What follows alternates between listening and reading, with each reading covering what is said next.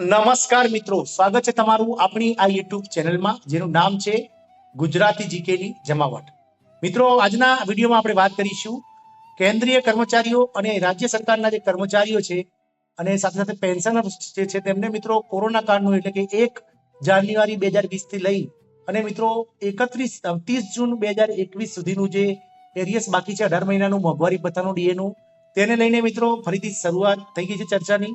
કારણ કે સરકારે મિત્રો જે વચગાળાનું બજેટ રજૂ કર્યું છે નિર્મલા સીતારામને નાણામંત્રીએ જે 1 ફેબ્રુઆરી 2024 ના રોજ, તેમાં મિત્રો કોઈ પણ જાતની જાહેરાત સરકારી કર્મચારી પેન્શનર્સ પગાર પંચને લઈને કોઈ પણ જાતની નવી જાહેરાત કરવામાં નથી આવી.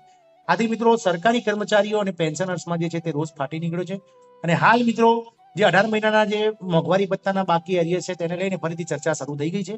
તો આજના વિડીયોમાં વાત કરીશું મિત્રો કે શું ચર્ચા ચાલી રહી છે અને કેવા રીતના મિત્રો સરકારી જે કર્મચારી છે તે પગલા લેવાના છે એના વિશે તમામ માહિતી આજના વિડીયોમાં મેળવીશું. તો વિડીયોના અંત સુધી આપ બન્યા રહેશો અને જો અમારી ચેનલમાં નવા હોય તો મિત્રો ચેનલને સબસ્ક્રાઇબ કરી લેજો, સાથે જ બેલ આઇકોનને દબાવીને ઓલ નોટિફિકેશન ઓન કરજો, જેથી કરીને અમારી ચેનલ પર મૂકવામાં આવતા વિવિધ ભરતીના નોટિફિકેશન, વિવિધ ભરતીઓના પરિણામ સાથે જનરલ નોલેજને લગતા વિડીયોઝ અને મિત્રો આવા સરકારી કર્મચારી પેન્શનર્સ અને મિત્રો વિવિધ જાતના જે યોજનાઓ છે તેના લગતા પરિપત્રો તમને સરળતાથી ઉપલબ્ધ થઈ જાય.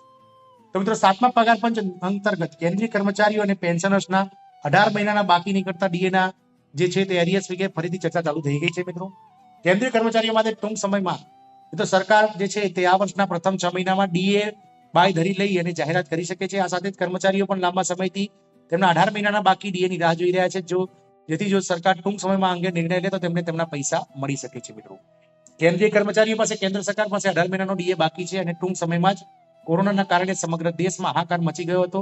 તે સમયે કેન્દ્ર સરકાર દ્વારા કર્મચારીઓને જાન્યુઆરી 2020 થી લઈ અને જૂન 2021 સુધીનું ડીએ આપવામાં આવ્યું ન હતું અને તેથી જ આજે તમામ કર્મચારીઓ છે તે પૈસાની રાહ જોઈ રહ્યા છે. લાંબો સમય વીતી જતા છતાં સરકાર આ અંગે કોઈ સત્તાવાર નિવેદન આપવામાં આવ્યું નથી.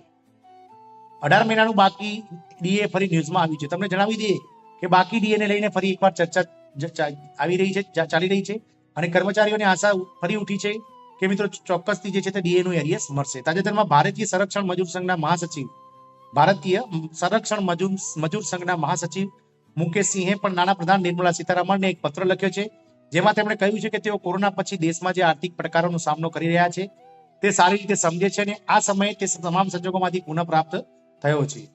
જે ભારતીય સંરક્ષણ મજૂર મહાસંઘના મહાસચિવ મુકેશ સિંહે જે છે તે તમામ કેન્દ્રીય કર્મચારી અને પેન્શનર્સ વતી એવી માંગણી કરવામાં આવી છે કે કર્મચારીના બાકી ડીએ રિલીઝ કરવામાં આવે, જેથી કર્મચારીઓને હવે રાહત મળશે. હાલમાં દેશમાં લગભગ 48.67 લાખ જેટલા કેન્દ્ર સરકારના કર્મચારીઓ અને લગભગ 67.95 લાખ જેટલા નિવૃત્ત જે છે તે કર્મચારીઓ પેન્શન પર મેળવી રહ્યા છે. મિત્રો આ વર્ષના પ્રથમ અર્ધવાર્ષિક ગાળામાં કર્મચારીઓના ડીએમાં 4% વધારો થયા બાદ હવે કર્મચારીઓનું કુલ ડીએ 50% થશે, જે કર્મચારીઓ માટે ફાયદાકારક થશે. હાલમાં સરકાર દ્વારા કર્મચારીઓને 46% જેટલું મોંઘવારી ભથ્થું ચૂકવવામાં આવે છે. તો મિત્રો જે કોરોના સમયનું એટલે કે 1 જાન્યુઆરી 2020 થી લઈને 30 જૂન 2021 સુધીનું જે 18 મહિનાનું જે એરિયસ બાકી છે ડીએનું, તમામ જે કેન્દ્ર સરકાર રાજ્ય સરકારના કર્મચારી પેન્શનર્સનું, તેને લઈને મિત્રો સંરક્ષણ મજૂર મહાસંઘના મહાસચિવ મુકેશ સિંહ દ્વારા મિત્રો જે છે તે સરકારને પત્ર લખવામાં આવે છે અને સરકાર દ્વારા મિત્રો કોઈ પણ જાતની બજેટમાં જાહેરાત ના થઈ હોવાથી હવે ફરીથી આ 18 મહિનાનું જે બાકી જે ડીએનું એરિયસ છે તેને લઈ અને ફરીથી આ મુદ્દો મિત્રો ચર્ચામાં આવ્યો છે. આશા રાખીશું કે સરકાર દ્વારા ત્વરિત જુલાઈ મહિનામાં જે પૂર્ણ કક્ષાનું વર્ષ 2024-25 નું બજેટ રજૂ થવાનું છે તેમાં ચોક્કસથી 18 મહિનાના એરિયસને લઈ અને કોઈ જાતની જાહેરાત કરવામાં આવે તેવી આશાઓ તમામ સરકારી કર્મચારી અને પેન્શનર્સ જે છે તે સેવી રહ્યા છે. આશા રાખીશું કે આ માહિતી આપણને પસંદ આવી હશે. જય હિન્દ, અસ્તુ.